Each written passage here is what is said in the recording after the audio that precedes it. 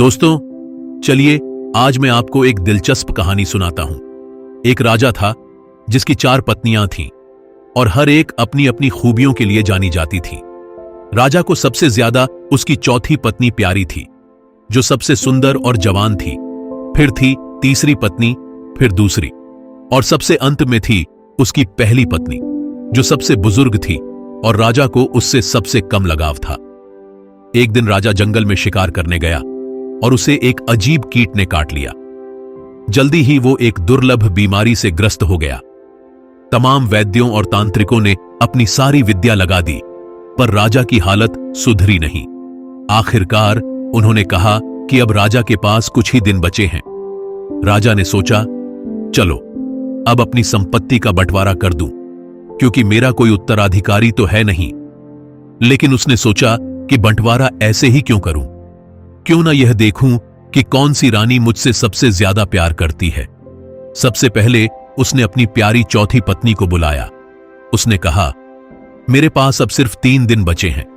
मैं तुम्हें एक रहस्य बताना चाहता हूं। एक साधु ने मुझे एक यंत्र दिया था जिससे मुझे स्वर्ग की प्राप्ति होगी, लेकिन इसके लिए मुझे किसी और को भी साथ ले जाना होगा। पर इससे पहले हमें नरक में 7 साल तक यंत्रणाएं सहनी होंगी। चूंकि मैं तुम्हें सबसे ज्यादा प्यार करता हूं, मैं चाहता हूं कि तुम मेरे साथ चलो। राजा की चौथी पत्नी ने उसे गहरी नजरों से देखा और फिर कहा, मुझे आपसे बहुत प्यार है, लेकिन हर व्यक्ति को अपनी मौत का सामना खुद ही करना पड़ता है। मैं यहां रानी बनकर ही रहना चाहती हूं। मुझे तो इस दुनिया की सुख सुविधाओं की आदत हो गई है। और वह चली गई। राजा ने फिर अपनी तीसरी पत्नी को बुलाया, जो उसे बहुत प्यारी थी और जिस पर उसे गर्व भी था। उसने उससे भी साथ चलने के लिए पूछा। तीसरी पत्नी ने कहा, मैं आपको यह साबित करने के लिए तैयार हूं कि मैंने आपसे सबसे ज्यादा प्यार किया है, लेकिन मैं आपके साथ मर नहीं सकती। मुझे अपनी जिंदगी बहुत प्यारी है। अब राजा ने अपनी दूसरी पत्नी को बुलाया, जिसने हमेशा उसके कठिन समय में साथ दिया था। उसने उससे भी साथ चलने की बात कही। दूसरी पत्नी ने उत्तर दिया, मुझे माफ करना महाराज, मैं इसमें आपकी कोई मदद नहीं कर सकती, लेकिन हां, मैं आपका अंतिम संस्कार जरूर करवाऊंगी और आपके अंतिम समय तक साथ रहूंगी। तभी एक आवाज आई, मैं आपके साथ चलूंगी, चाहे वह मौत के बाद का सफर ही क्यों ना हो। राजा ने देखा कि यह उसकी पहली पत्नी की आवाज थी। राजा को अब शांति का अनुभव हुआ कि कम से कम कोई तो है जो उसे बिना किसी अपेक्षा के सच्चा प्यार करता है। लेकिन वह समझ नहीं पा रहा था कि उसने उसे इतने समय तक नजरअंदाज क्यों किया। राजा ने अपनी पहली पत्नी से माफी मांगी और कहा, जब तक मैं जीवित था तुम्हारा ध्यान रखना चाहिए था, तुम्हारी कद्र करनी चाहिए थी। दोस्तों, यह कहानी सिर्फ राजा की नहीं है, यह हम सबकी कहानी है। हम सबके जीवन में भी 4 पत्नियां होती हैं।